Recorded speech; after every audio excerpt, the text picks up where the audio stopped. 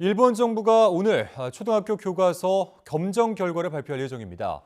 한일 정상회담 이후에도 과거사나 독도 문제에 대한 기술에서 퇴행적 역사 인식을 그대로 드러낼 경우 한일 관계에 미칠 영향이 주목되고 있습니다. 도쿄에서 김세호 특파원의 보도입니다. 일본의 이번 초등학교 교과서 검정 결과 발표에서 눈여겨볼 대목은 강제징용과 독도 영유권 등에 대한 서술입니다. 우선 강제징용과 관련해 강제 표현이 삭제된 교과서를 채택할 가능성이 큰 것으로 전해졌습니다. 일본 정부의 이러한 기조는 여러 차례 확인된 바 있습니다. これらはいずれも強制労働に関する条約上の強制労働には該当しないものと考えておりまして、これらを強制労働と表現することは適切ではないと考えております。 한일 양국이 강제징용 해법을 발표하고 정상회담에서 전면적인 관계 복원을 추진하고 있는 가운데 일본의 역사인식 후퇴가 확인되는 셈입니다.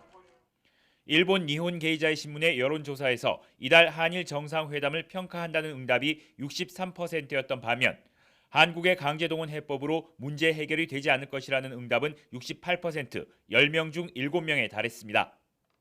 독도 영유권의 경우 일본 고유의 영토, 한국의 불법 점거라는 왜곡된 표현을 더 많은 교과서에 채택할 것으로 알려졌습니다.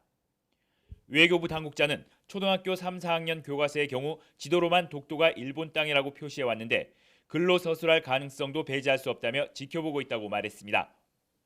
정부 고위 당국자는 일본 교과서 검정 발표에 일희일비할 사항은 아니라면서도 중대한 변화가 있다면 당연히 문제 제기를 해야 한다고 말했습니다. 이어 지난 10여 년간 해온 입장이 나오는 것이면 전례에 비춰 대응할 수밖에 없다고 밝혔습니다.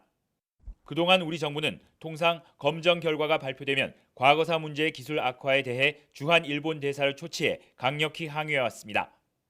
일본이 왜곡된 역사인식을 바탕으로 한 초등학교 교과서 채택을 강행할 경우 한일 정상회담 이후 모처럼 조성된 관계 진전 분위기에 찬물을 끼얹을 수 있다는 우려가 나옵니다. 도쿄에서 YTN 김세호입니다.